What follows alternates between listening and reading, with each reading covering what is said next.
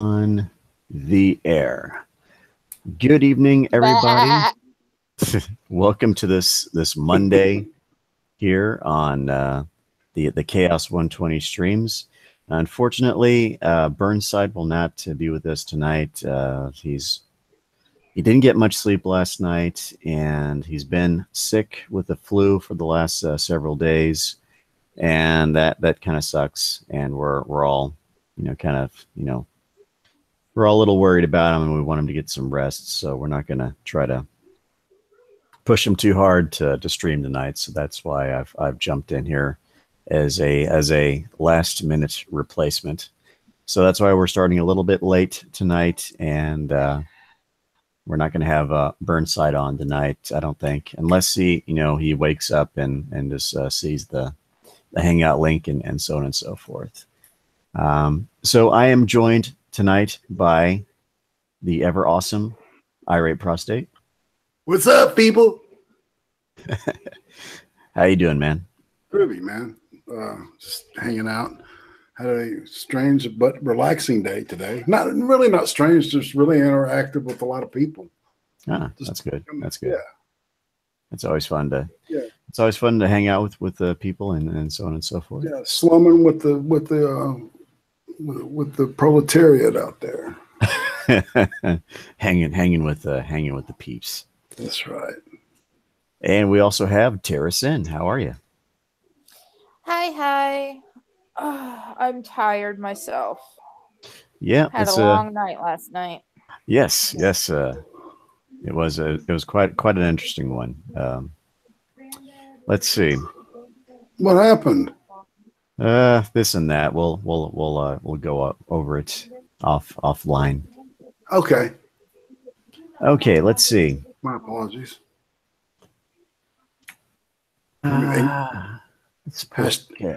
Hashtag ignorant bastard. We have some very interesting stories tonight, of course, from our senior Florida correspondent, Colleen Bernier. Hello, Colleen. She is sporting a new avatar. She doesn't look very impressed in this avatar. She looks like she's had a bad day. I don't know why, but she has this expression like I've had enough of this shit, and so. I always thought it looked like take the fucking picture, okay? Yeah, like we don't have all day. Just take the damn picture. Good. Anyhow, that's we have that coming up, of course. Before we get into any and all that, I just want to briefly go over the NHL scores tonight. Looks like Nashville is on top of Ottawa in the third, 21-31 left in that period. The LA Kings are on top of the Chicago Blackhawks. Sorry, Burnside. That's kind of a double whammy for you tonight. They're at the end of the second period. The Anaheim Mighty Ducks, as I still call them, are currently tied 0-0 with the Vegas Golden Knights with 12:05 left in that period. Unfortunately for the New York Islanders, they have lost to the Minnesota Wild 5-3. The Washington Capitals have defeated the Buffalo Sabres 3-2. And the Boston Bruins have defeated the Calgary Flames in overtime. The final was 2-1. And that, of course, was your NHL break, brought to you by The Next 6 Minutes. Let's see. One more thing before we get into the chaos news. I, of course, have started reading my horoscope for laughs and kicks and jollies and such. Let's see. You can sense a rather strange vibe. I'm a Taurus, by the way. You can sense a rather strange vibe that is running through your network of coworkers today, and you're not certain what it means. Although you're confident that your perceptions are accurate at first, you may begin to doubt yourself as the day progresses. The moon shift to earthly Taurus, typically helps to stabilize your emotions, but only heightens your sensitivity. to the unknown now instead. Thankfully, there's no reason to act on your odd feelings. You only need to pay attention to them as they change throughout the day. Winston Churchill said, "Fear is a reaction, courage is a discovery." Good old Winston Churchill. Thank you for your wisdom, and thank you for your contributions to defeating the Nazis. Yes. You know, Winston Churchill actually sympathized with him. He agreed with him, but the only reason why he fought him was because they were going to invade Britain. Interesting. Let's see. Okay, what do I start with? The weird, or the really, really weird? I will start with this one.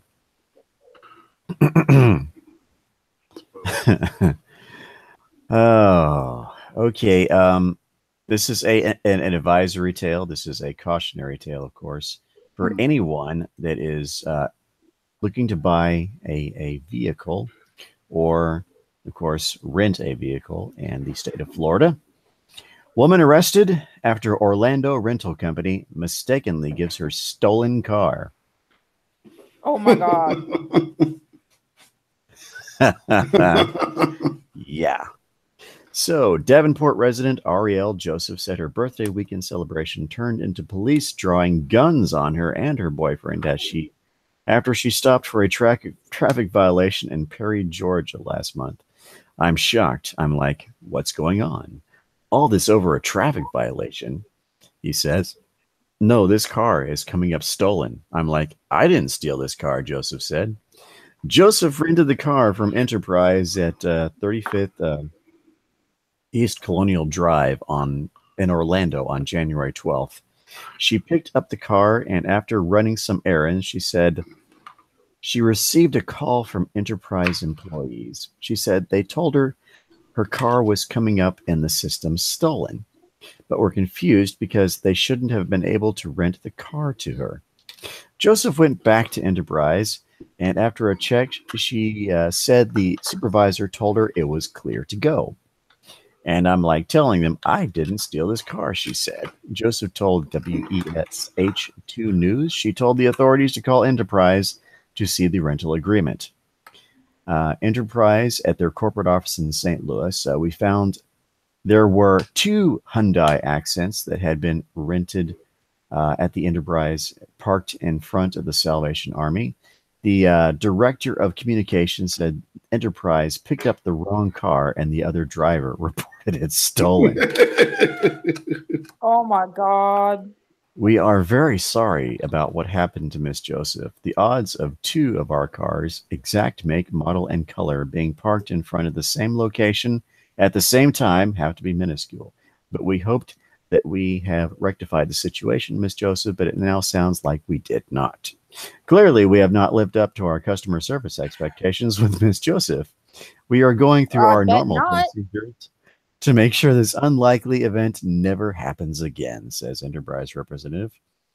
Joseph has retained an attorney who said it's a clear case of negligence. So how about that?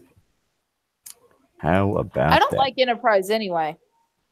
My brother and I went to the first time he came to visit me, we tried to he rented a car from Enterprise, and he told them he was going to pick it up December 24th. Yeah.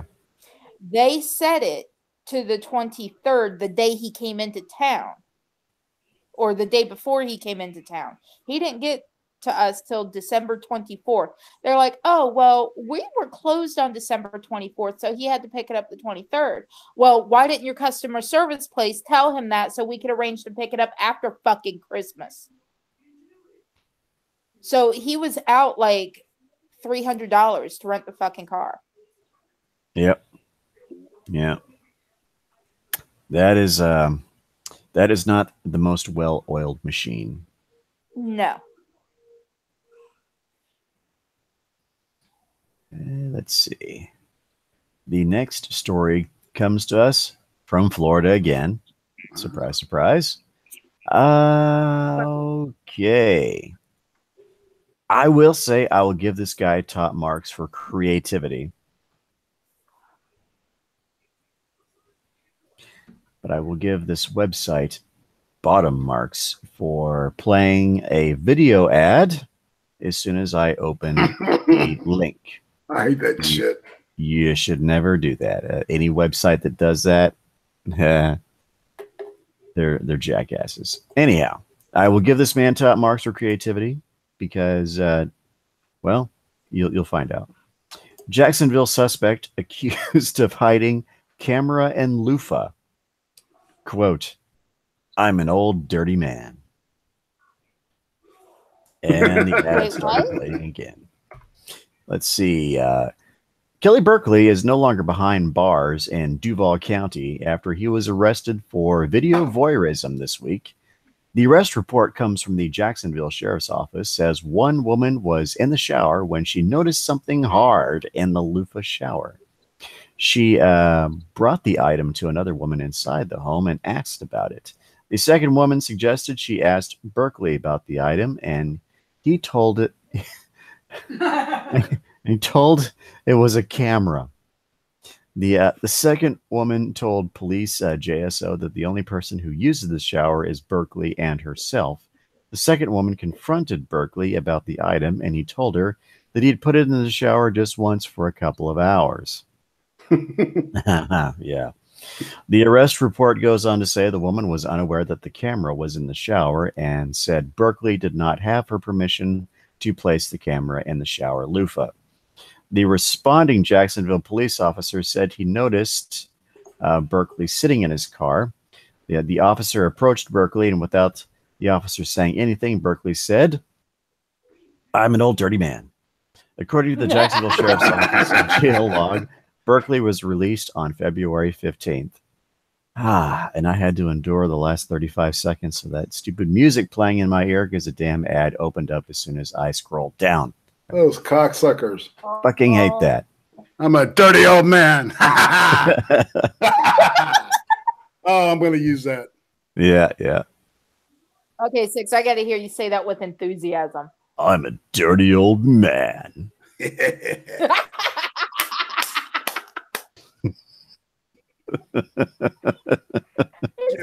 Dirty old man what he deserves. You put the dog creeped out now. I put the camera in the loofah. The camera's in the loofah. Oh my gosh. I got a feeling that this is going to get into these silly zones. On the phone. Yes. It's okay. Yes, I'm feeling the giggle. This next one you're gonna love. Okay. I'm gonna become Abe McMahon any minute now. Florida woman just out of rehab had open 12-pack of beer. Child in car, deputies say. Wow. Wellington, Florida. A Florida woman was arrested on Thursday after deputies said she drove intoxicated with a child sitting above an open case of beer tucked in the back seat.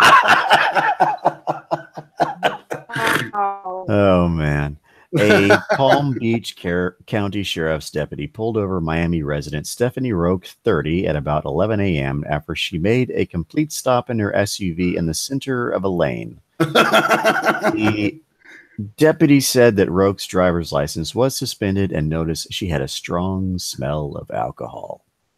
Roque told the deputy. I bet she did. Oh, yeah. Roque told the deputy that she just got out of rehab today for a drinking problem. You don't say. Oh, According to my the God. report, the deputy found a child in the back seat of the car with an open 12-pack of beer sitting underneath the child's feet. It's Only not mine, not- officers. It's his. Only 9 of the 12 beers were in the case, the report states. Everybody want to do the math?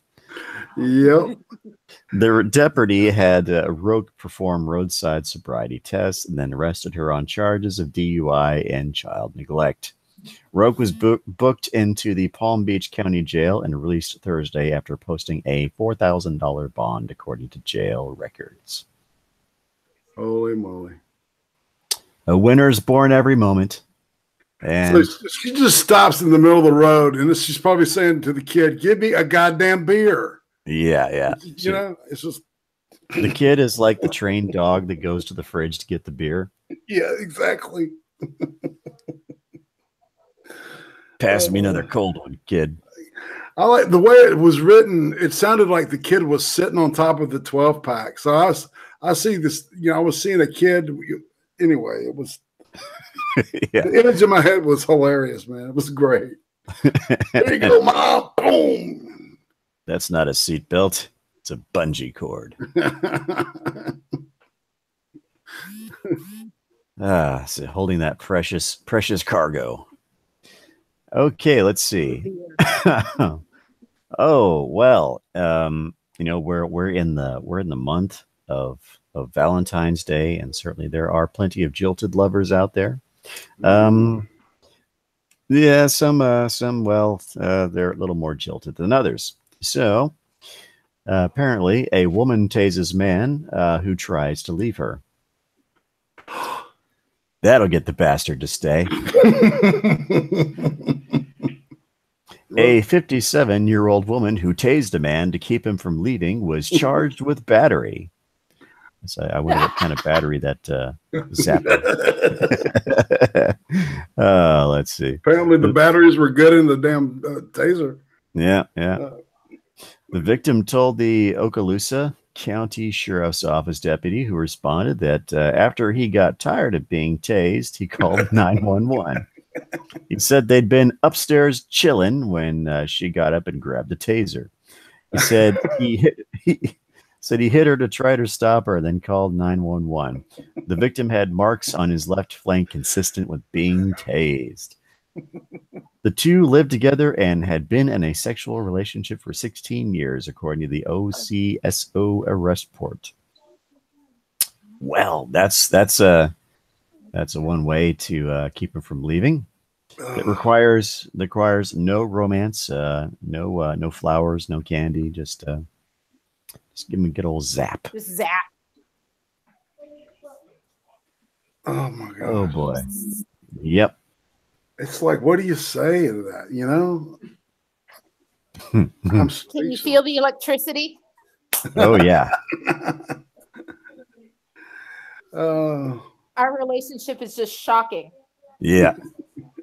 Well, I was thinking, you know, depending on where she hit him, it might, you know. She went straight from chemistry to physics. Straight from chemistry. Well, according to what Six said, he had marks on his flank, so I'm guessing his ass. No, close to it. Close enough to it. Bubba. Get a good, get a good charge on the fellow. Yeah, man. I've seen some marks. They were in the middle. You know, he wasn't recharging fast enough. Well, between the tension between these two, sparks tend to fly.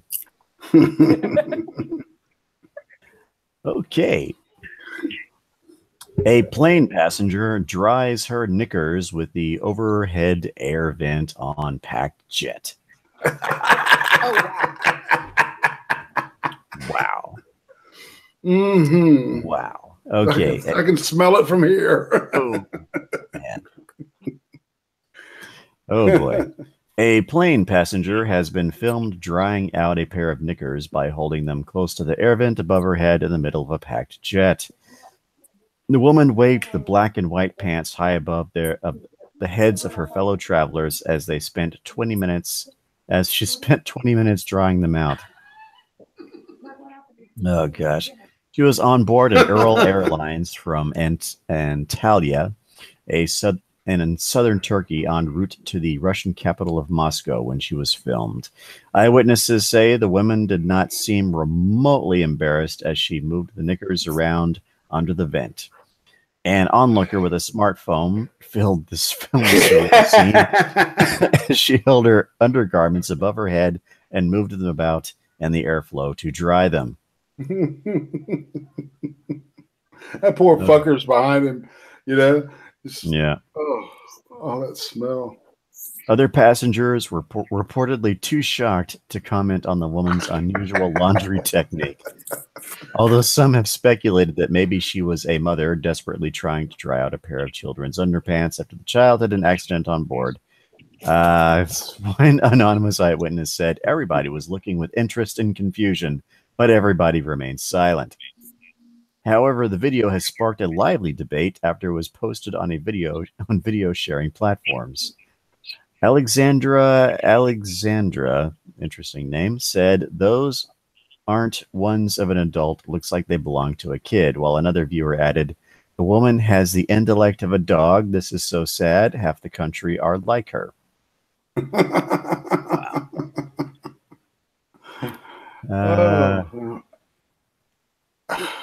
So I'm looking at a picture here. Those kind of look like adult. I really hope she didn't just slip them off and. What I'm wondering, isn't that the same airlines that the dude that was farting? I think so. Yeah, I think man. so. Because it was out of Turkey, wasn't it? I think so. Yeah. Yeah. Wow. That is a cheap airline. Yeah. Someone asked in the chat, why were they wet? I imagine they were sweaty and she felt uncomfortable, so she yanked them off and tried to dry them with the overhead vent. Well, apparently, yeah, but then they're gonna stink. How? Well, I think the guy with the goat and behind her, was covering the smell up for everybody. I mean, this sounds like one of those buses you see on movies in South America or some shit. Yeah. Okay, I think my brother wants me to read his joke on air. Oh, he's got a joke. Yeah, anything funny. I don't know how you guys feel about Trump, but he knows I can't stand the bastard. So, why didn't Donald Trump attend the funerals for the 17 Florida victims? Okay. He prefers it if there were 18 holes in the ground. Oh, I see. It's a golf joke.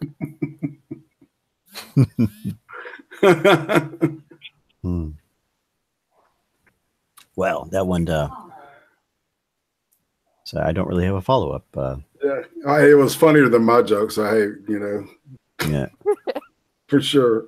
My brother comes up with some good ones.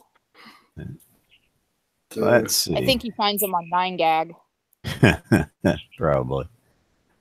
Let's see. This could be the most inappropriate family birthday cake ever, as it sprays icing from a giant penis.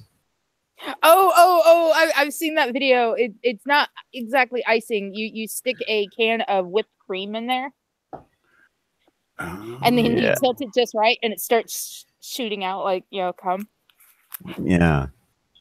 Sitting around the table with your family to celebrate birthday is usually a very special occasion. Perhaps you'll have dinner, maybe a glass of wine, and even a few gifts. But without fail, for every birthday, there is always a cake. Only for this close family, there seems to be no boundaries when it comes to celebrations, as they mark the special day with what could be classed as the most inappropriate family birthday cake ever. At a video taken of the awkward joke, the family can be sitting around their kitchen table. Let's see, scroll down. Some have a cup of tea, while others appear to have glasses of water, and a white cake has been placed in the middle of the table. All seems fairly innocent so far. The assumed birthday girl is sitting at the head of the table, gazing at her cake, and then it looks like someone is fiddling with dessert. You might think that maybe they're lighting candles, getting ready to break into a rendition of Happy Birthday, but you'd be wrong.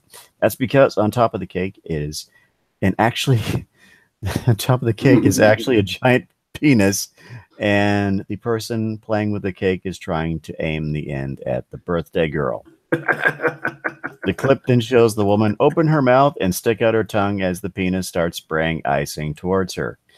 She tries catching it in her mouth while everyone around the table begins howling with the laughter. What classy people. Yep. It isn't long before the icing is all over the table and her face, and the woman can be seen grabbing a napkin to wipe it from her hair. It's not clear. It's not clear from the 20-second video where or when it was filmed, but it ends before they have time to cut the cake. Let's hope they do so before Granny arrives, as things could have gotten a lot more awkward. This sounds like Britain to me for some reason. It is. This is from the Mirror UK. Yeah, okay. It just sounds, I can see Brits doing that. I can. Yeah. It's not an insult to the Brits either. Actually, it's a compliment. Yeah, it's well, they're not as prudish as most Americans. No doubt. No doubt. See, our country was built upon, Puritan beliefs and stuff. Those are the people that left Britain because of their lewdness and shit. So they came here and got it, gave us stuck-up morals. Yeah. Luckily, I don't have those. Me either. Thank God. How about you, Six? A bastion of morality, I can tell. It's hard to get me to blush. Anyhow, let's see. A common sex injury most women don't know about, which lasts for 24 unpleasant hours. Ooh. Yikes. Okay, all you ladies. Okay, I know what this injury is.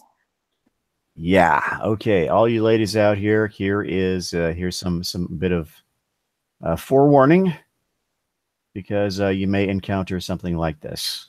I don't know. I don't know how common this actually is. Sex injury is a pretty scary term, but there's one which all sexually active women ought to know about. Not necessarily because it's serious and leads to long-term damage. It doesn't, but because it's a lot more common than you may think.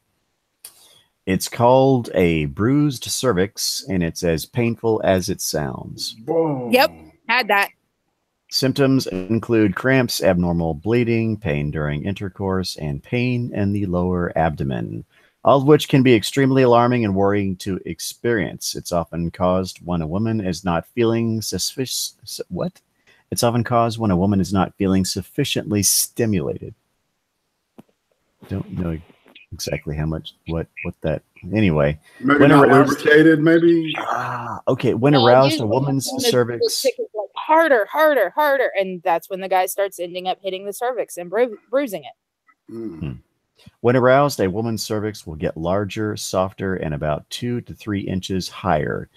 If this doesn't happen during intercourse, the cervix stays lower and harder, which makes it easier to bruise. It's more likely to happen during sex if you're getting close to your period, as your cervix tends to be lower and harder on the days either side of your period. Penis size can be a factor too. So all you ladies who are fond of the long swinging schlongens,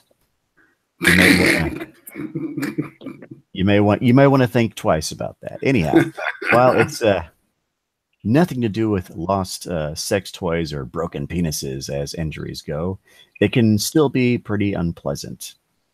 Happily, there are steps you can take to prevent getting a bruised cervix. According to Ravishly, making time for about 20 to 30 minutes of foreplay can help avoid cervical bruising, as it gears the body up for arousal. Adapt your sex life to incorporate more shallow penetration positions too.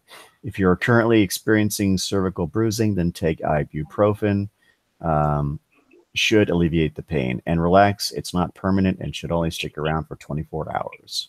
Okay, I'm going to correct that. Do not take ibuprofen. Take your Pamprin or your Myadol, because ibuprofen will cause your blood to thin out more, and if you continue to have sex, it can rupture. Oof.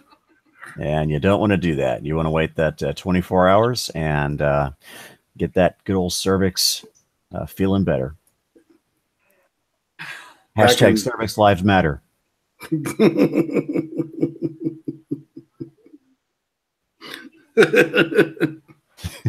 Yeah. Wow. Well, I'm explaining this from experience. Speaking of eager beavers, we have a fish that jumps out of tank and into grocery shopper's cart. Oh shit. A customer filming the fish tank at a Chinese grocery store captured a moment a fish jumped out of a tank and landed in a customer's cart. This is the fish that wanted to be bought and eaten. This is the most user-friendly fish. The video filmed at a supermarket in Xiamen, Fujian province, shows a man attempting to use a net to catch a fish from a tank on the floor of the store. I was in China on business trip and walked into a supermarket next to my hotel to check it out, the filmer wrote. I was filming the assortment of live frogs, turtle, fish, eels, etc. when I noticed this guy chasing a fish around the tank. I turned the video on him as the fish appeared to be faster than he was. The video shows the fish leap out of the tank and into the cart of the passing customer. An employee comes over and returns the fish to the tank as customers look on in surprise and amusement. I guess that customer was not out for fish. Yeah, I was going to say, like, it may be proof of, like, reincarnation, and, like, he was, like, a suicide bomber in the previous life or something. A hollow fish bar. He wasn't happy with those 72 virgins, huh? I guess they were all guys. Or fish. Oh, goodness. Hollow fish sticks. We really need Burnside because he's good at doing the hollow jokes. Let's see. Let me get this. I'm going to put that in the side chat so you guys can actually enjoy this little video. There you go. And we're moving on to the next story, of course, and that is going to be interesting. Wow.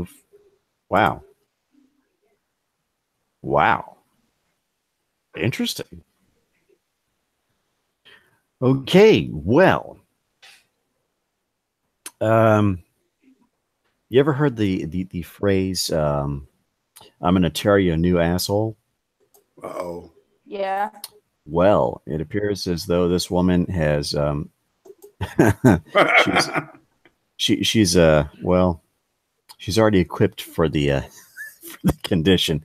Baffled doctors discover a Portuguese woman has 2 anal canals after wondering why she regularly got abscesses.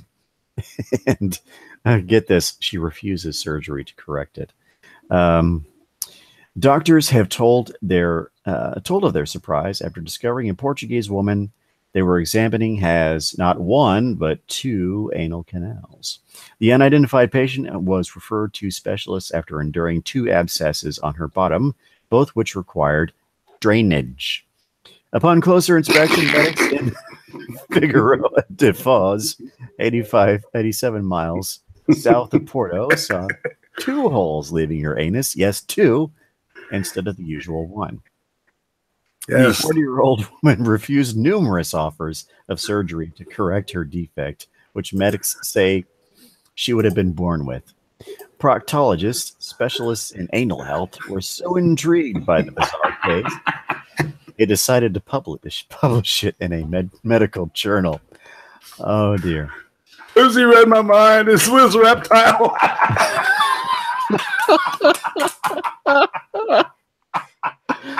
Oh, dear. Oh, my God. We've been around each other too long.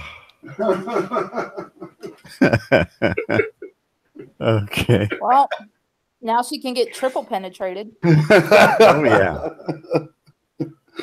Oh, well, quadruple. Think about it. You got the mouth, too.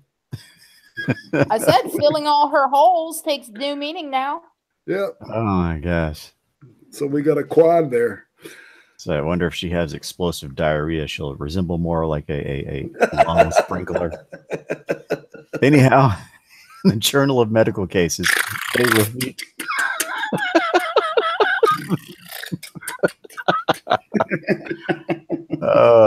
Writing in the Journal of Medical Cases, they revealed anal canal duplication is the most uncommon malformation of the digestive tract. They wrote this case is particular importance because of its rarity. Around 60 cases of ACD are currently described worldwide.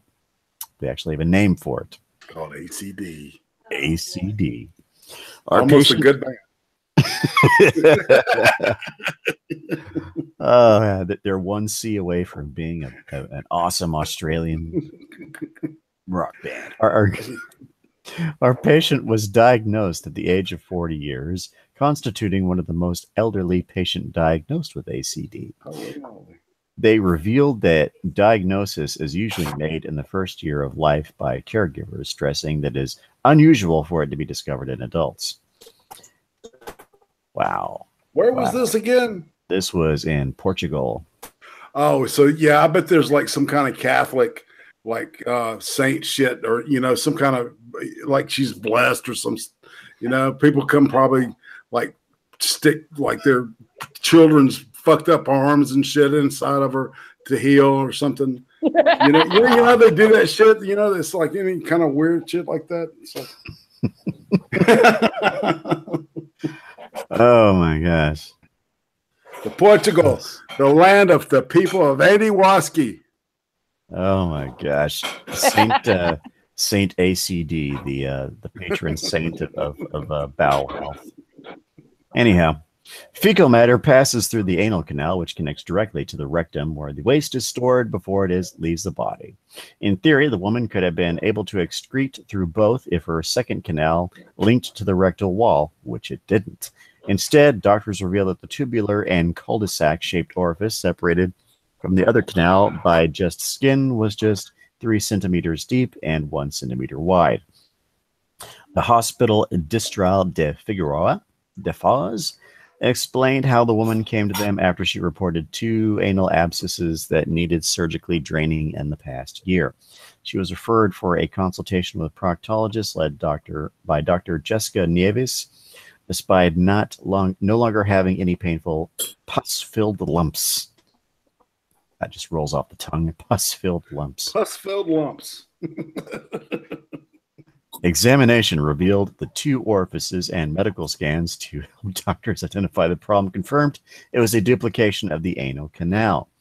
Doctors asked the patient if she wished to undergo surgery to correct the defect at the time, but she refused. 7 years later, she returned to the same clinic complaining of new abscesses on her body when was again offered surgery. However, she again declined. What the fuck? I know. It's quite possible because usually when somebody has, multiple organs or orifices, that there was a twin originally in the womb, and the other twin absorbed it. So that's a possibility. Well, that certainly tells a tale of the pitfalls of duality. Well, at least she didn't have double vision. Anyhow. Oh my gosh. All right, let's see what we got next. Round Rock. Round Rock Middle School student paid stripper to visit campus, officials say. The fuck? Yeah, that's certainly that's one of the more interesting extracurricular activities. A student at Noel Grisham Middle School in Round Rock is in hot water after ordering a stripper to come to the school on Thursday. When the woman showed up at the address around 11:30 a.m., she realized it was a school and called the front office to report a prank. District spokesman Ginny Lacoste Caputo said, Lacoste Caputo. The woman did not enter the school. The student who used his personal cell phone to call the agency and paid for the entertainer with a credit card has been identified by school officials and is facing disciplinary action, she said. Our staff handled the situation with the utmost decorum and professionalism. Principal Page, that's a very long name, said in an email to parents. While regrettable, the incident had no negative impact on any students other than the student who is responsible. And probably his very, very pissed off parents who probably saw their credit card statement and, well. Dude.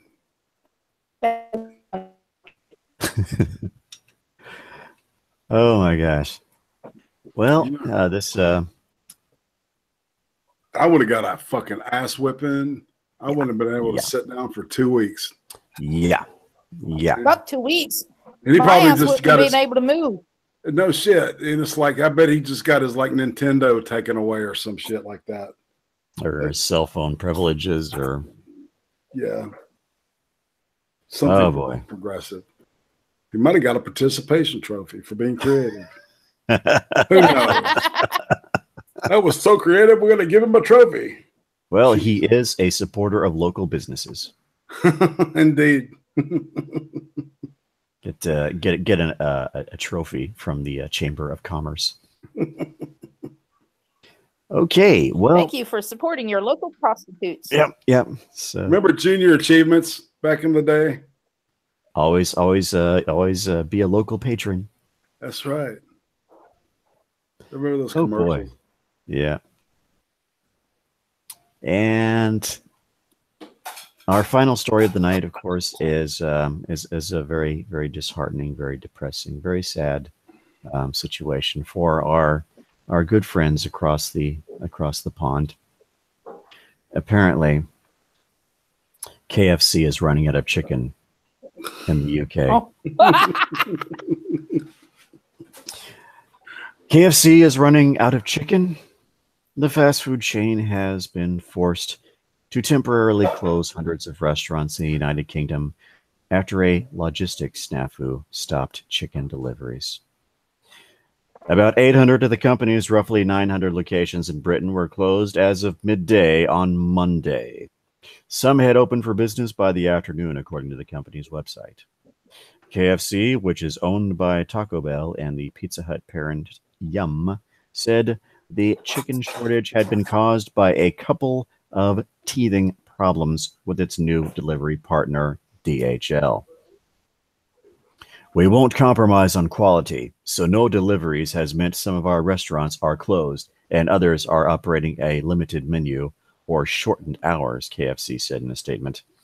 DHL acknowledged that a number of its deliveries had been incomplete or delayed because of operational issues. The logistics company said it was working with KFC to solve the problem. KFC switched suppliers from Bidvest Logistics to DHL last Wednesday. Bidvest said that from its perspective, the transition had been seamless. Franchisees operate 95 of KFC's outlets in the UK. The company said in a statement that it would pay its staff as normal. It was encouraging franchisees to do the same. KFC said it's too early to say how long it would take to restore normal service. Britain is KFC's largest market in Europe and one of its top 5 globally. KFC fans were not happy, and many used social media to complain and express amusement over a chicken restaurant running out of its signature product. No chicken at KFC. Oh, man. Kaylee Greenwood tweeted, "So KFC is closed due to having no chicken. I feel like this is the beginning of the end of the world." It may not be the beginning. I guess they need to stop mutating them chickens. Fucking suicide hotline and shit. Oh my gosh. But it is, of course, the end of our chaos news stories. Thank you very much, Colleen Bernier, for all your contributions. This was an amazing lineup of very interesting and sometimes a little disturbing stories. The queen of awesome. See, she is the queen. She is the queen. Okay, so I got a chicken story for you. You got a chicken story. Ah. I used to work in a deli. I was the head cook. And, you know, me and my best friend worked there together. That's actually where I met her. And so we're in the back, and we did this thing where we would like cluck like chickens to each other. Well, I'm back there clucking to her. She's up front, and she's not clucking back because she's helping a customer. And the customer goes, "Do you guys have live chickens back there?" And she says with a straight face, "Yep, butchered fresh for you every day." That's loud enough for me to hear. So I took my butcher knife because I was frying chicken and I was trying to make some barbecue chicken sandwiches. I took my butcher knife and I made clucking sounds go cluck, cluck, cluck, cluck. Don't. No more cluck. And she's like, "Oh my God, but they taste so good."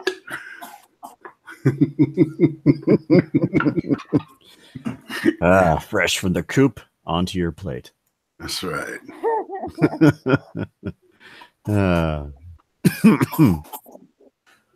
Okay, let's see. I see Pox Toxic in the good old chat. Hey, man, you want to jump in?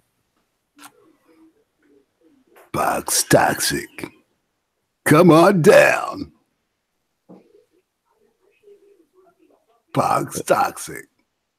I like saying that. Yes. Pox Toxic. So yeah, that's it. That double X thing that that sometimes makes it saying my own name a little difficult because I have two X's, and the next 6 minutes. Next 6. The next 6 minutes. Yes.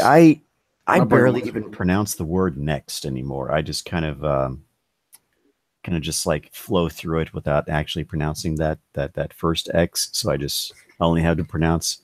You'll notice that when you watch my videos on my primary channel, which can be found, of course. A link to that is in the description of this video. If you should be so inclined to look at my regular stuff as opposed to my live streams. Go subscribe, maggots. The Nexus 6 minutes. Oh, goodness. Presented by Roy Batty.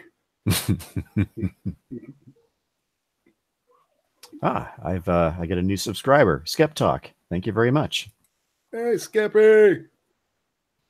Thank you very much, Skep Talk. Every sub counts, every sub matters, and I will endeavor to bring you entertaining programming for as we move along through this very it's starting to get kind of rainy. February. The rest of the week is going to be kind of rainy down here. But Yeah, I guess you're in the Gulf City area, aren't you? I'm actually closer to Central Texas. Oh, okay. I'm at the San Antonio is located at the base of what's called the hill country. It's at the southern end. So anything between San Antonio and what's that city up there? I can't remember the name of the city. But yeah, anything north of San Antonio is going to be what you call the hill country. And it is quite hilly and quite rocky out there. A lot of that is it's that shelf of bedrock that has those few rivers cutting right through it. You know, we found out for sure on Friday night that Gulf City is actually the Houston area. Interesting. It was verified, yeah, on H-Town. The unmasking of the frog and the ghost. H-Town. That's right. Houston. Gulf City. Yes. I hate driving through that place, but I do have a number of friends that live in the Houston area, and it was kind of scary when we had that hurricane going right through there, Harvey. Right. Because I was unable to actually contact several of them for many hours, and that was not a fun time because I didn't know which areas were the most hard hit. If you go a certain way, doesn't it take almost an hour to go through the entire Houston area? Sometimes even longer, depending on the traffic. Yeah, that's what I heard, man. It's like, God damn, it's a big fucking city. Yeah, it's a big ass city. Its land area is larger than San Antonio, which says something. That's San Antonio is not a small city. It's spread out. I like it. Texas is big. Texas is very big. It's very big. You can, depending on where you start from, you can drive an entire day and still not be out of the state. Yeah. How many UKs fit in Texas? Is it like 2.5 or something like that?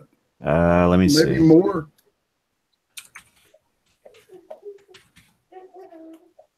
All right, for our UK listeners, we're going to do a little thing here about Texas because Texas is fucking huge. All the way down. All the way down. Yeah, sorry. My friend's 4-year-old doesn't want to take his cough medicine. Yes, it tastes horrible, Mama. Take it. Let's see. Tell her to put in a little Jack Daniels, a little Coke. And just Let's see. Start that kid on a career in alcoholism. Okay, looking at the square mileage of the UK, which comes out to be 93,628 square miles. Okay. Let's see. And Texas is 268,597 square miles.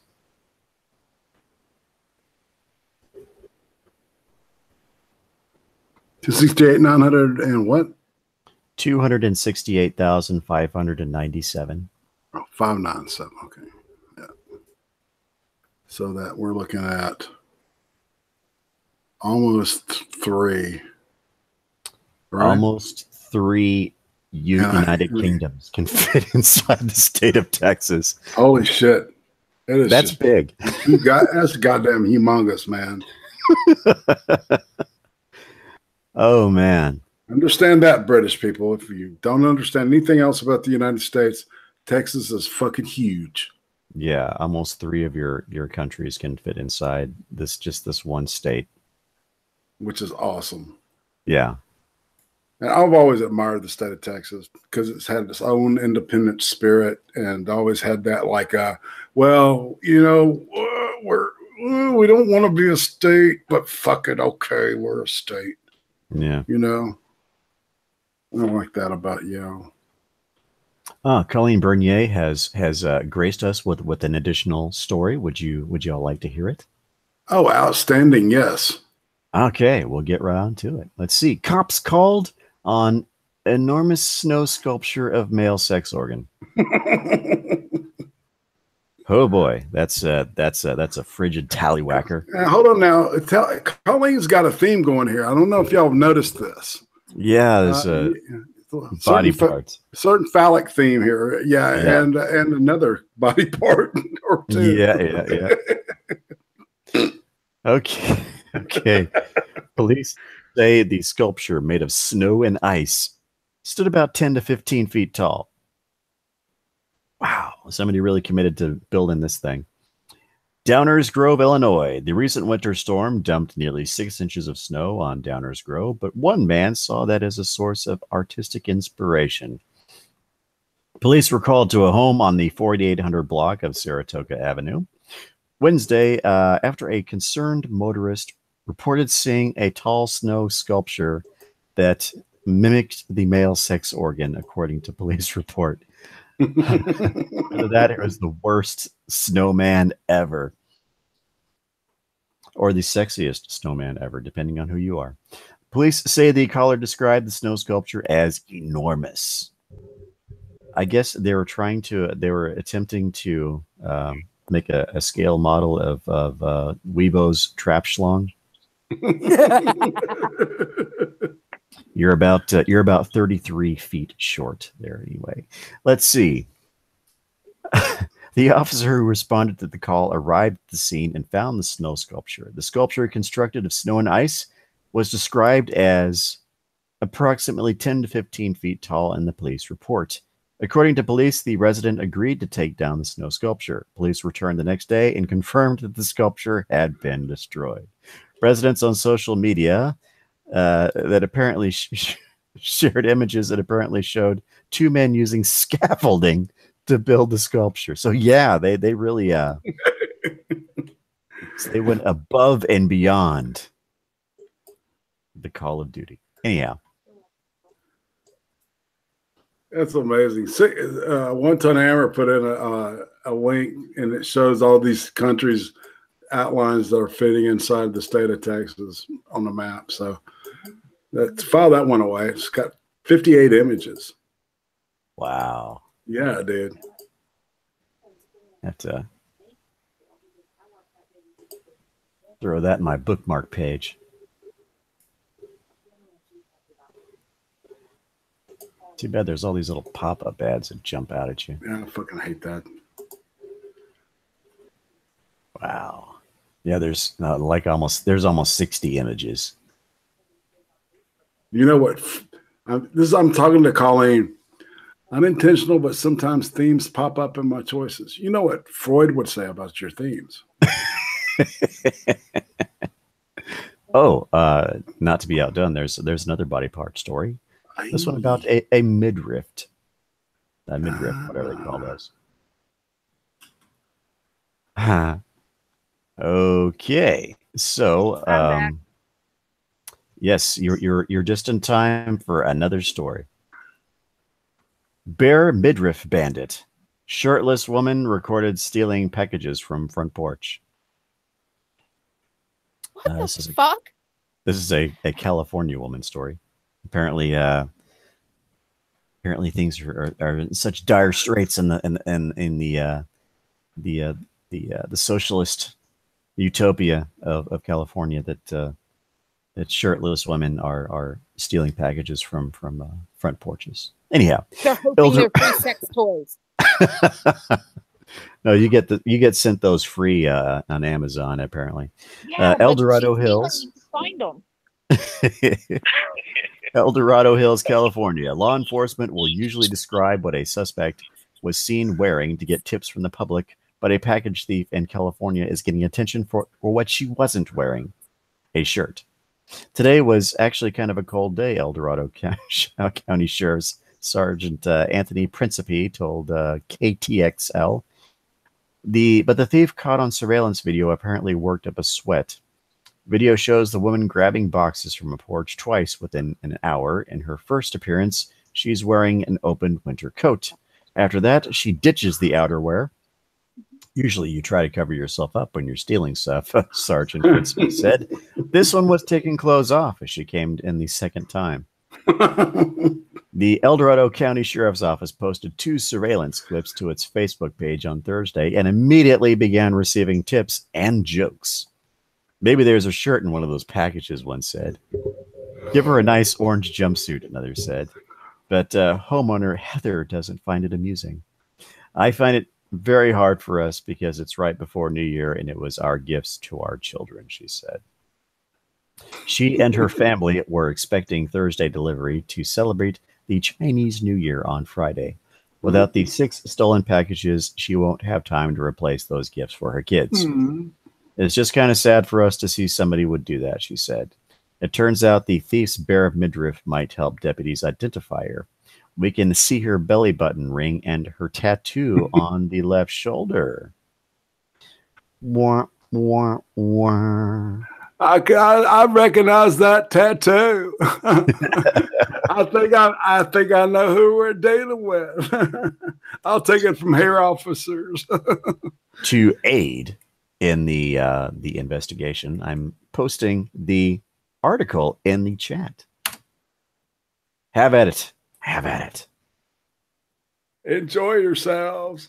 Support your local police department if you happen to live in El Dorado Hills, California. Anyhow. Oh man. Okay, so we're going to have another little NHL break here.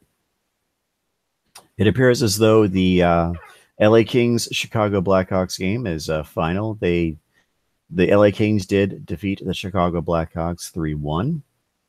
It looks like Anaheim is on top of the Vegas Golden Knights going in. They're in the second period.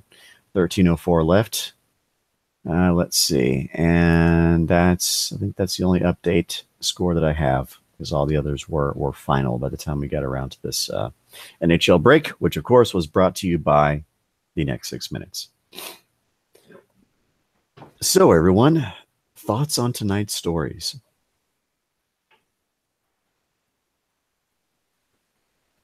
Or not. Thoughts on anything in general? Again, crickets. I got to have a Minding Freedom soundboard with the crickets sound effect all queued up, just for quiet moments like this, where I can get into my ASMR. Well, I thought for sure we were going to be like talking about shit like the Fergie national anthem sacrilege that occurred. I actually did not actually see that. I've only heard jokes about it over the last 24 hours. Well, imagine a dying goat being set on fire, and that's the sound that it made. Well, to me, and then she like says, I sang it that way because that's what America deserves right now. The America today deserves that way. The way she said it, it was like, what the fuck? Oh man, give me a break. And we have lost Tara. Tara, come back. Fergie chased off Tara. Oh, excellent. I can't say that I have really enjoyed her music apart from the Black Eyed Peas. Yeah. Her solo work is. I like Fergie. Especially the song "Clumsy." Boom, boom, boom. I've always kind of viewed her music as sort of generic pop, and I've never enjoyed top 40 music. So, at least not since the 1980s. But then top 40 music was actually good back then. Mm-hmm. So yeah, if she's gonna have this attitude about things, you know, that's her right as an American to express herself and so on and so forth. If she wants to embarrass herself and you know have an impact on her record sales and he's rolling something. What's that? Hold on, I'm gonna mute myself. Okay. I think we got a sick kid. Oh boy, it's time for the the Tylenol and Sprite, I guess. Yeah, projectile vomiting. Yeah. Like I always like there's this ginger and lemongrass tea. Oh, that sounds good. It is really good, man. It really mellows that tummy out and just kind of any kind of nausea or anything. It really abates it quite well and quite quickly in my experience. I haven't bought this in such a long time, but there was a Tazo tea that was I believe it was called Zen. It was a lemongrass green tea. I'm thinking maybe had hints of peppermint as well, if I'm not mistaken. But it was really quite good. I can't afford that right now, so I'm pretty much down to drinking the store brand teas as of right now, unless I have I do have some berries, Irish breakfast blend and stuff like that that I've had for a little while, and I'm finishing it off. Yeah. But I won't be able to afford it for a little while until I can get some more steady income, which I don't currently have. So if anybody happens to know of anybody hiring in the San Antonio area, give me the heads up so I can start throwing my my resume around. Ooh.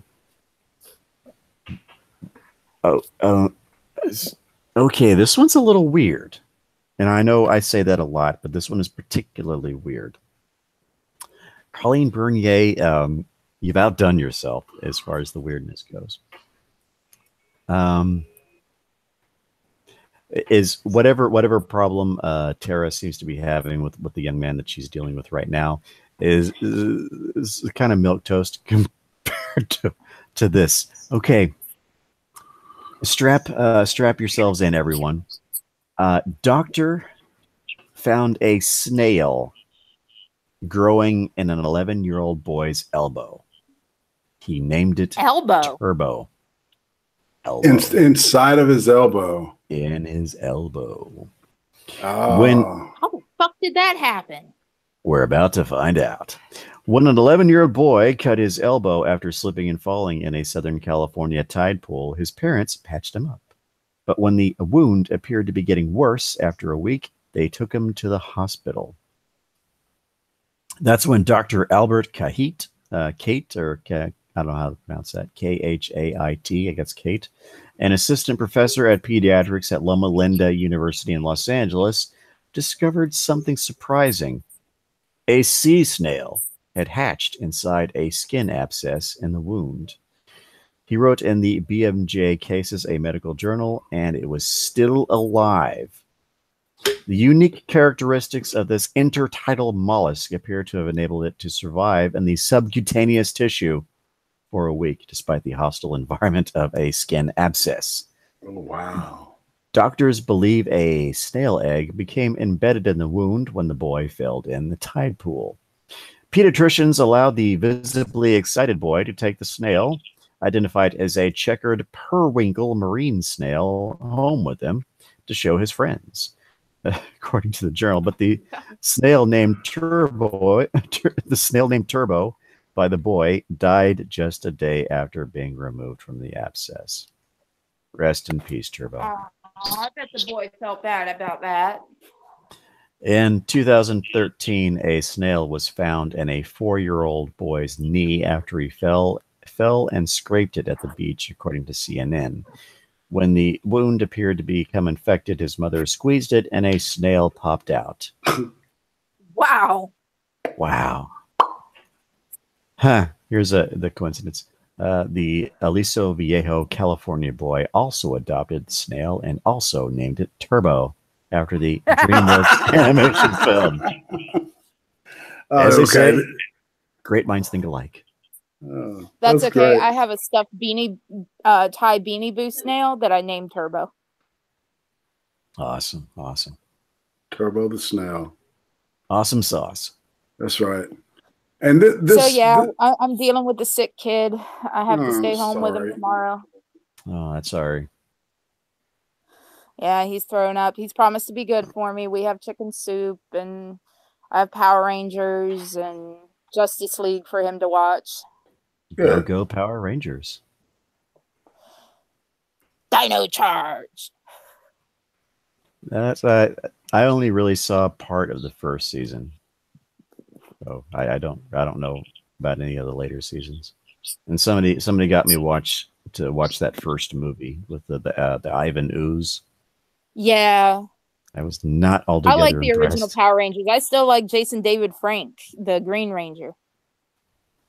Yeah, but I kind of had a crush on Trini. Trini? Yeah, Yep. Too bad she died in a car accident. Yeah, may she rest in peace. The actress or the character?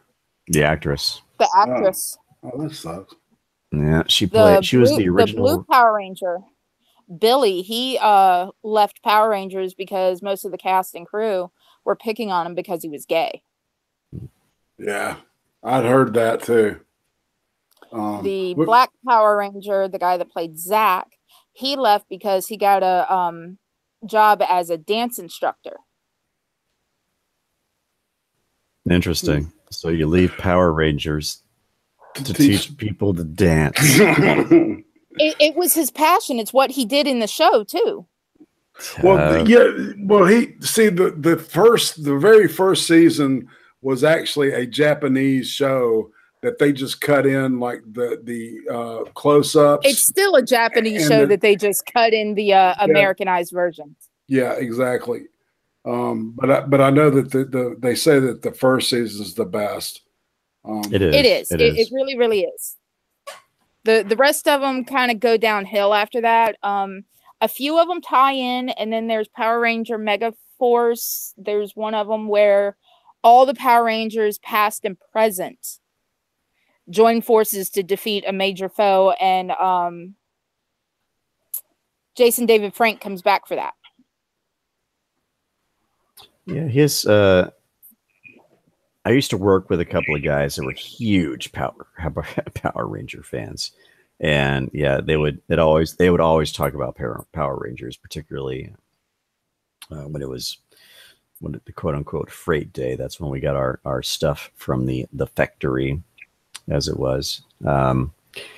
And so there was a lot of banter back and forth as we opened boxes and put stuff out on the floor. And the most common topic, of course, was Power Rangers. So I got to hear about a lot of the later seasons, and of course the mini appearances of Jason David Frank, the original Green Ranger, who ended up becoming the White Ranger. Who ended up becoming many different variations of Ranger after that. Yeah, he became the Red Ranger, the White Ranger, the Gold and Black Ranger, and was Katie Sackhoff in one of the because for some reason my brain is saying that she's in one of those late things where they were trying to I can't remember. But I remember seeing it, and it was like, what is Katie Sackhoff? And the dude that played the green one, right? And that dude, and it was, the story didn't make any sense to me, but apparently it made sense to people that were fans of the show. Does anybody know what I'm talking about out there in the audience? How do you spell her name? It's KATIESACKHOFF. Let's see. She was in she played Starbuck on the reboot of Battlestar Galactica, which is one of the best TV series ever, except for the last season. I'm looking at her. Katie Sachs. I'm looking at her Wikipedia. KATEE. It's KATE. Thank you, Uzi Q. I don't see a credit for her in Wikipedia. Okay. As far as the television goes. Let's see if there's anything in film. Okay, let's see. She was in the short fan film. Yeah, that's what it was. I thought it was some kind of a fan thing, but it's supposed. She played the Pink Ranger in the fan film, which also starred, if I'm not mistaken, it starred Dawson from Dawson's Creek. Oh, Peter, what's his name? From Vanderbeek. Oh yeah, all right, yeah, he was in it. That's right. And it was pretty damn well done. For a fan film. Holy shit, that was actually well done. Yeah, and that fan Punisher thing, man, with Thomas Jane, that's really good too. Yeah. Have you seen the Warzone? No, there was a Thomas Jane Punisher fan film that was pretty well done. Are you familiar with Axanar?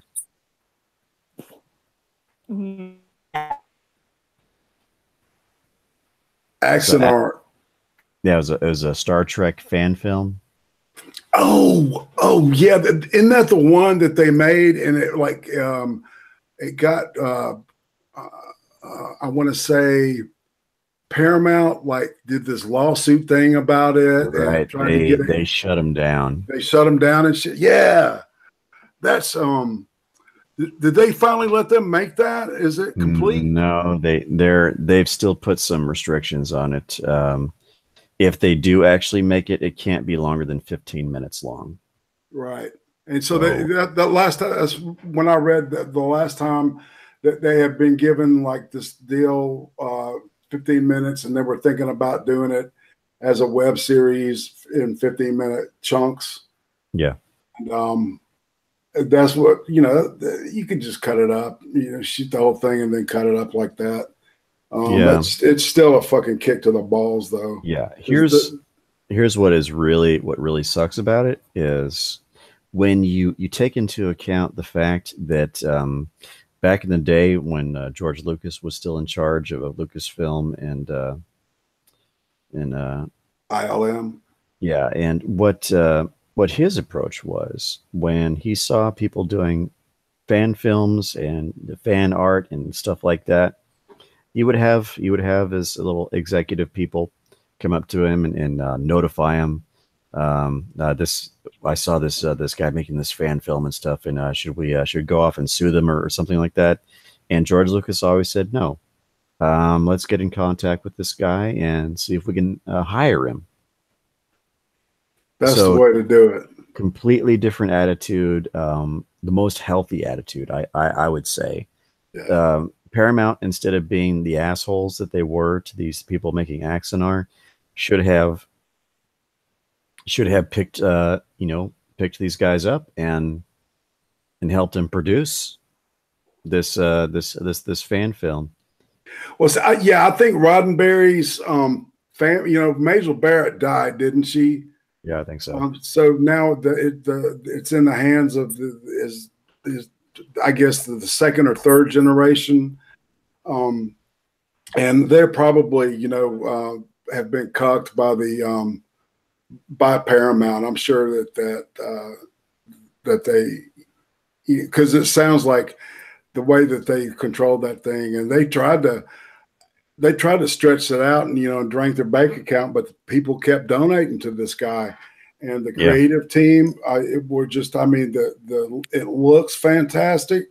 What I've seen of it, Yeah, I was really looking forward to it. And fuck yeah, me too, man. And I was hoping that the product would be so good that perhaps Paramount would have the foresight and the non-assholitude to pick it up and produce it as like a limited web series or something like that, or like a mini series.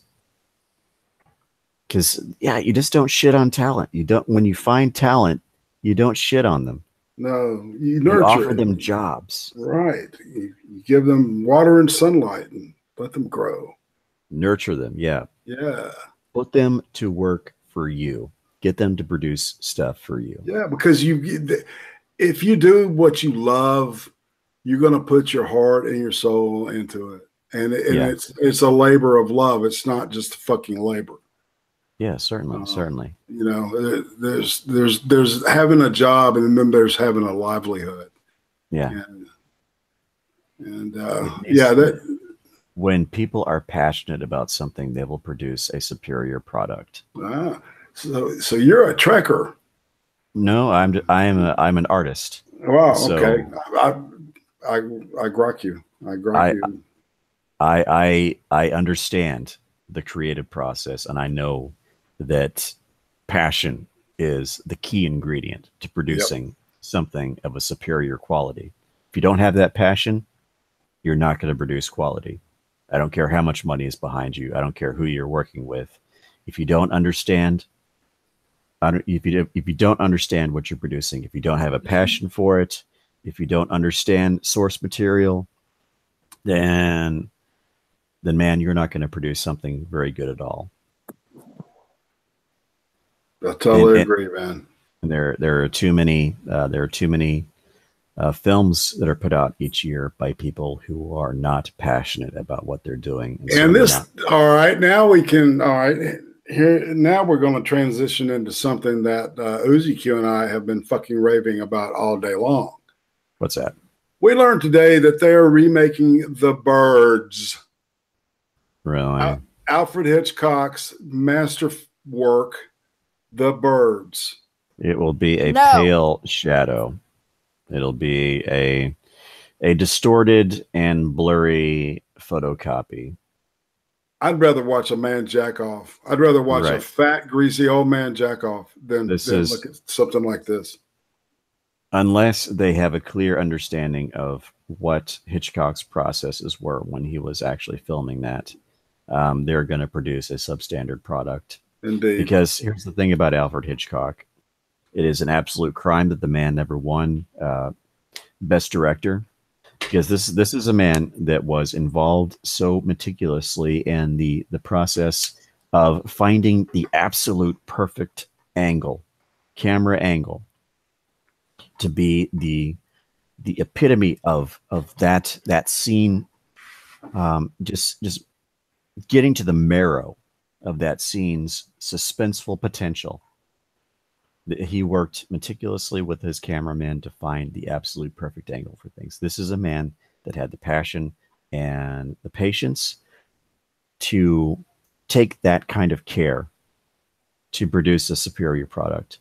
And this is also a man that he, he would actually, it was not this egomaniac that just had this, hey, it's my way or the highway. Mhm. So when he was doing, when he was screening dailies that they had just shot, he would actually screen them with his wife. Mhm. And as soon as the scene was over, he would turn to her and ask her, well, what did you think? And he would listen to her. And sometimes even the most famous scenes that we know from Alfred Hitchcock movies were shot again because of a problem that his wife saw with how things were done. So this is a man who would take suggestions. This is a man who would communicate and coordinate with his cameramen to find the perfect angle. And this is a man that produced a superior product because of the passion and care that he put into producing his work. And it's a crime, an absolute crime, that this man was never given an Oscar for Best Director. I totally agree, man. And when you were, people don't know that he would do his own fucking storyboards. It was almost like he was the reverse of what most comic book writer and artists are today. Most of those guys are trying to get into the movies. It's almost like his work was trying to get into comics. Is what they became in the 80s, but yeah, Drew, everything was meticulous, frame by frame, shot by shot, planned out to the last angle, to the number of birds on that final shot on that fucking merry-go-round. I mean, with monkey bars. It was a set of monkey bars, man. And that whole thing with the song and the woman smoking the cigarette and the way that the song kept going. It was an annoying fucking song with kids singing it. Yeah. And it was just monotonous and kind of hypnotic. And you would see her and you would see the kids and then you would see, the monkey bars, and it was one bird. And then at the end, the punch in the face, was that final shot, and the whole fucking monkey bar is nothing but birds. And it was like, God almighty. It's just a fantastic, genius process. Right. What I expect from this remake or this reboot or whatever the hell this is supposed to be, my expectation is it's going to be an average disaster flick kind of thing, where we have very, very two-dimensional caricatures instead of characters that we actually care about, which was one of the things that was very important to Alfred Hitchcock, was when his world building and his character building, that you actually gave a shit that this woman was trapped inside a room being attacked by birds because you cared about her character. I don't see that really happening with whatever is coming down the pipe. I mean, this is the same reason why I won't watch the new remake of not Friday the 13th, but Nightmare on Elm Street. I didn't even see that. Oh my God. They redid it, and I've had people tell me it sucks. I've had others tell me, oh, it's great. I'm like, have you seen the original? No. Then you don't know what the fuck you're talking about. Right. I was like, because no one is Freddy Krueger except for Robert Englund. Yep. That man in and of himself is creepy. Yeah. I have seen him play a normal character, and he's still fucking creepy. Yeah. He just has that way about him that he's he's old school.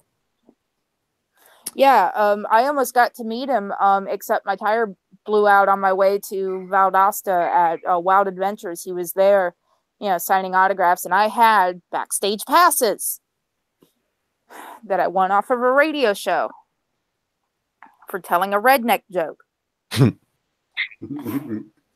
And, you might be a redneck if your tire blows out before you get to meet Robert Englund. No, you might be a redneck if you use a toilet brush for a back scratcher. Ooh.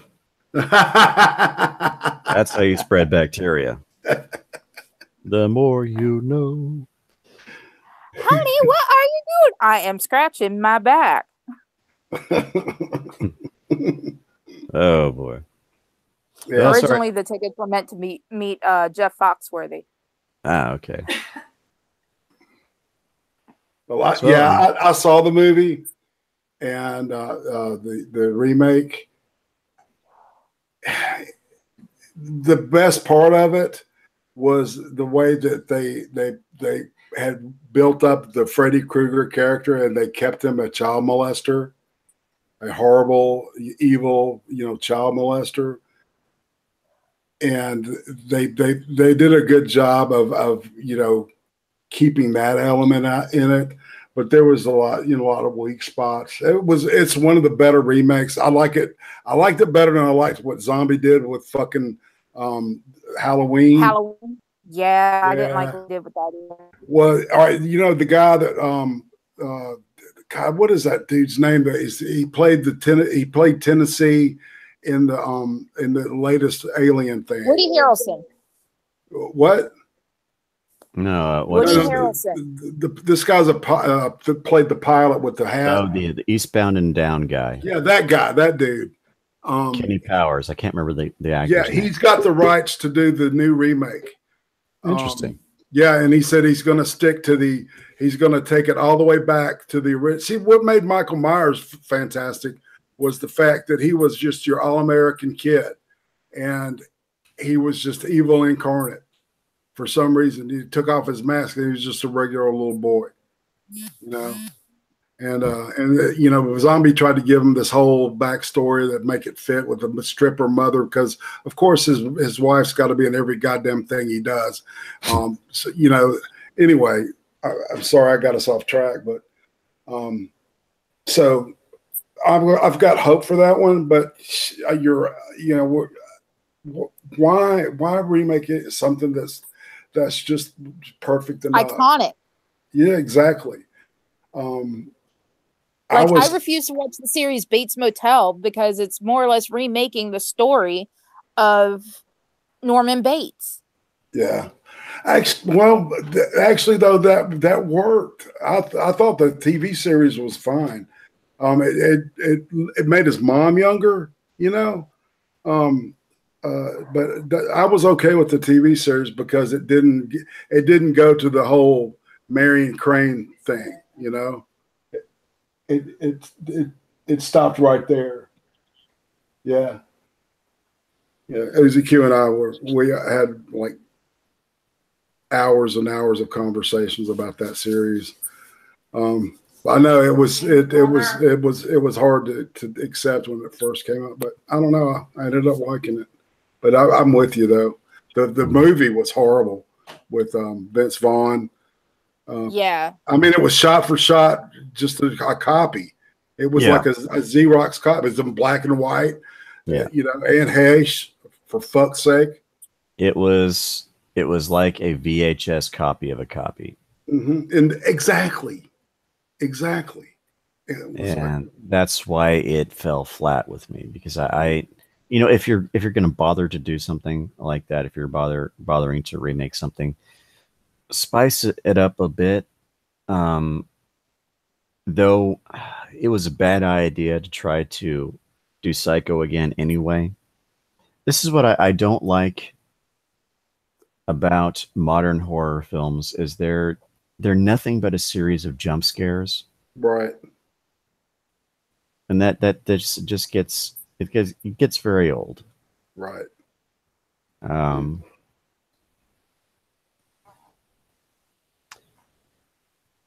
So just want to segue here. Okay. It looks like for all of you classic gaming fans, Mega Man Legacy Collection is headed to Nintendo Switch May 22nd.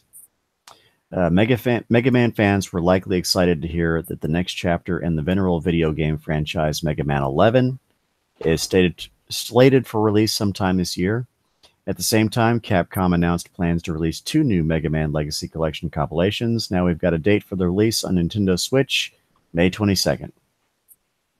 It's like the first bundle of the first 6 Mega Man games together, letting you shoot, slide, and jump your way through the classic titles. Capcom also added a new save almost anywhere system, so players can try tricky sections without having to worry about distant save points. Oh, cool. In addition, there's a new rewind feature that lets you just back up a bit before a catastrophic mistake. So they're really nerfing and softballing it here. Yeah. So Mega Man was one of these games that was notoriously difficult. At least the first 3 were. I hate the Mega Man games. Let's see. Mega Man Legacy Collection 2 includes Mega Man 7 through 10 from the Super Nintendo era with 16 and 32-bit iterations of the action platformer. Mega Man 9 and 10, both 8-bit retro throwbacks, will include all previously released DLC. Let's see. The second collection also has a ton of art, music, and challenges for each included title, so you'll be able to get more challenges via any Mega Man amiibo. The first collection will run you $15 as a digital download. The second is $20. You'll also be able to buy the first collection and a code for the second one for $40 in May. Let's see. We still don't know when Mega Man 11 will show up on modern platforms. We'll surely let you know when we do. I am I'm looking forward to Mega Man 11. I hope it follows in the same Mega Man 9 and 10 as a 8-bit throwback. It's got a classic anime look to it. I am totally unfamiliar with this game. So school me, bro. Mega Man was first released in 1987. It was a kind of a small sort of passion project by a handful of Capcom game developers that it sold pretty well in Japan, but the thing that really screwed over American sales was the really horrible box art, which was not representative of the game at all. The character did look nothing like Mega Man, and it just looked awful. I rented it on a whim one time, and I believe it was early 1988 or late 1987. And I just kind of fell in love with the franchise after that. It was just an amazing platformer. The hitboxes were very well done. The responsiveness of the controls was very, very slick, very smooth, very, very well done, very well. Everything was very well planned out. It was really challenging because you almost had to do pixel perfect jumps, which are very very difficult to make sometimes. And then Mega Man 2 was rolled out, largely based on the success of the Japanese release. They were kind of taking a chance on it. With Mega Man 2, they did a lot better marketing in the United States, but still, it was very, very iffy if they were actually going to continue the series. They did get approval to get number 3 done, and it was when they were making that game, the expectation was they would not be continuing the series. So for all intents and purposes, they created Mega Man 3 to be the end of the series. Mm-hmm. So everything that you see in the Dr. Wily levels, from the music to just the level construction to everything else, was done with the expectation that this was going to be the finale of the series. Although Mega Man 3 made a killing, it was very successful. So they were kind of compelled to make more of them, and in my opinion, the quality really kind of tapered off each successive iteration after that, even in the Super Nintendo era. So I didn't much care for any of the titles after Mega Man 3 until they came back with that Mega was Man kind of 9. the same way with Final Fantasy. I only played the first one. Squaresoft with their first Final Fantasy game, they were like, well, we're about to, go out of business. So let's put out this game that we've been bouncing around and, just call it quits. Well, it skyrocketed. It was the best game they ever put out. Mm-hmm. And now they're Square Enix. Yeah. With 16 Final Fantasy copies? Which goes to show you should never sell yourself short and never always be optimistic for the future, even if you really don't have much, call to. Guarded optimism is what I like to adhere to. Yeah. Always have a guarded optimism. Things could go bad, but then again, things might not. Things might actually get better and improve. And even though the Mega Man 4 through 8 kind of sucked, it still became a lasting, it still became part of a lasting legacy of the classic series of Mega Man. So much so that now we have 9, 10, and looks like 11 coming out later this year. So that's certainly something I'm looking forward to, and I'm sure that most Mega Man fans and classic gamers in general are also looking forward to that. We are getting close to the top of the hour here, so we're going to be wrapping things up here in Chaos 120 land. I didn't feel it was right to throw my usual next live streams moniker on this particular stream, because this is Burnside's night and I didn't want to steal any of his thunder. Let's see. So I decided to throw something, pithy and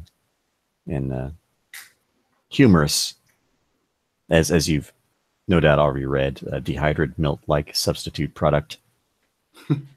So I'm not the real deal. I'm not the real Burnside. So I'm just an imitation Burnside. Very imitation, Mr. Six. Yeah, I can't be Burnside. I have to be myself, and I'm not Burnside. So you're definitely not the Joker to my Harley. That's actually a Valentine's Day card I sent to Burnside via text. Is Joker and Harley in an embrace, the old school one from Batman cartoon that says "Be the Joker to my Harley." There you go. Yeah, I don't know what character from the Batman series I could possibly be. I'd say you're more like Commissioner Gordon. Really? Yeah, maybe. I am the man in charge of Gotham City Police Department. Man who does what's the right thing to do. There you go. I like that. Commissioner 6. Okay, let's jump into to shilling and outros and stuff like that. So, Prostate, what you got for us? Well, this week is it's doing the things are starting to change, for the irate prostate, and so this week begins, of course, on Wednesday with the Chaos 120, where I'm carrying the ball, and I'm excited. I do have a couple of questions we can do after we close out. And Thursday, doing a sci-fi call-in again with Big Fat Brian. And we're going to be covering a couple of movies called The Ritual, and we're going to contrast it with a movie called The Temple, which are two movies available on Netflix. Actually, what we're doing is everything that we're talking about now is on Netflix. And then the rest of the show we're going to fill out with talking about the series Altered Carbon, which is outstandingly good. If you're into the old cyberpunk type of sci-fi, this will definitely fill your plate. I might check it out. Yeah, and there's this whole thing. It's the ultimate onion. I mean, you can keep peeling this damn thing and get layers and layers, philosophical, religious, spiritual, commentary about rich and poor. I can go on for days. So yeah, it's good. It's good stuff. And well acted and well done. So awesome.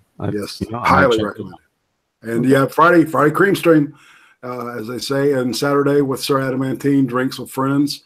And occasionally on Sundays we do sloppy seconds.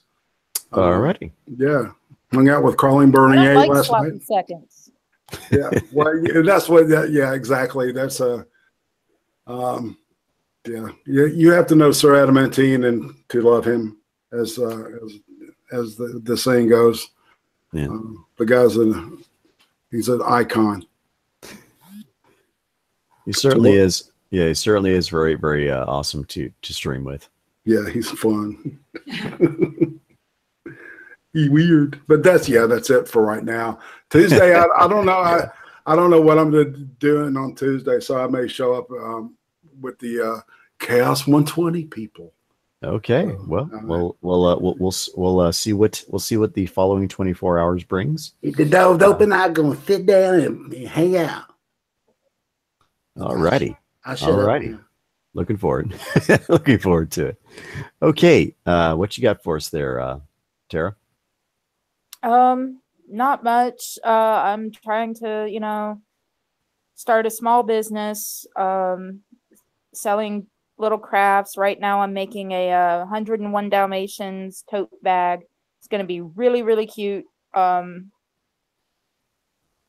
Let's see. Of course, you can find me with the same name, IMVU, Twitter, and of course, YouTube.